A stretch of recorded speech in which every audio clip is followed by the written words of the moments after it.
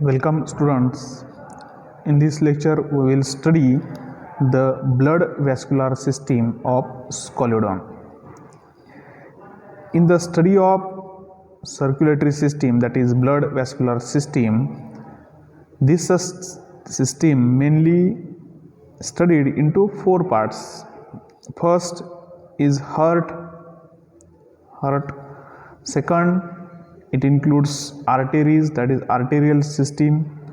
Third, it includes veins, venous system, and important part fourth, that is the blood and its composition. During these four parts, we will study the blood vascular system of the Scolodon. First, we will study the heart and covering of heart, that is pericardium.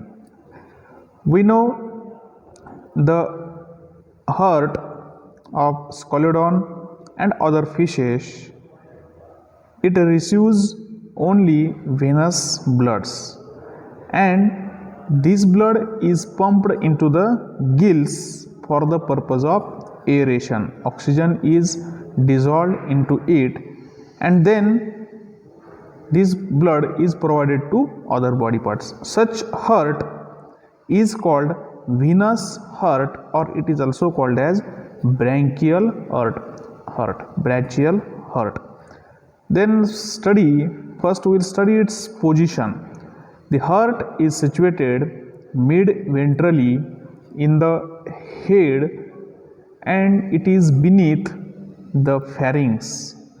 It is supported below by the coracoid cartilage of the pectoral girdle, and it present within the pericardial cavity and in a two-layered membranous pericardium. The outer covering is double layered and it is called as pericardium. Then in the study of structure, the heart, it is a reddish brown in color. It is a muscular organ. It is dorso-ventrally bent, and it is somewhat S-shaped tube, which is differentiated into the four chambers. These are sinus, venous, auricle, ventricle, and conus arterius, and these are arranged in a tandem formation. And among these four chambers or parts, only two chambers are considered as true, that is one auricle and one ventricle, and hence the heart is considered as two-chambered in the fish. Then we will study first sinus, venous. It is the most posterior chamber. It is triangular, it is elastic, it is thin walled, and it extends transversely across the posterior wall of pericardium, to which it is fused. Okay. Then this sinus venosus, it receives only venous blood through two large veins. These are called as ductus cuveri. Okay. Laterally, one on either side, and through a pair of hepatic sinus posteriorly. Apex of this sinus venous, it opens anteriorly into auricle by a senoatrial or senoauricular aperture. This aperture, it is guided or guarded by a pair of wall, and this prevent backward flow of blood. In this way, it is the first part, sinus venous. Then second part is the auricle. The auricle or atrium, it is present in front of sinus venous, dorsally upon the ventricle.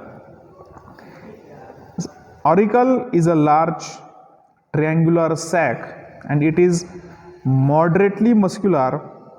It have walls thicker than the sinus venous, and its two lateral side they project beyond the ventricle and appear like ears.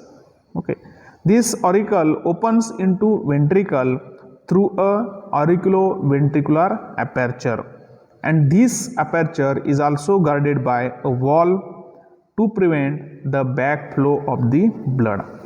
Then third, ventricle. Ventricle, it is the most prominent and pear-shaped chamber of the heart. It is relatively small in size and it has very thick muscular wall, and it propels blood to all the body parts. From the wall, it projects internally numerous muscular strands and it gives spongy structure to it.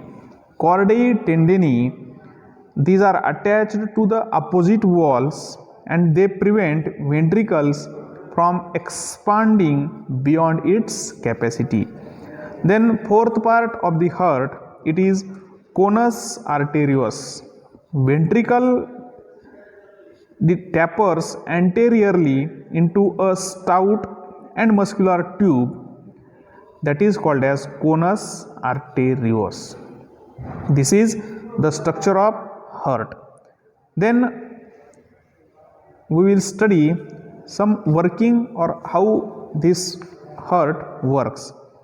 The sinus venous and auricle, they constitute the receiving chambers of heart. They receive the venous blood, that is deoxygenated blood, and whereas ventricle and conus arteriosus, they are involved in the forwarding part of the heart.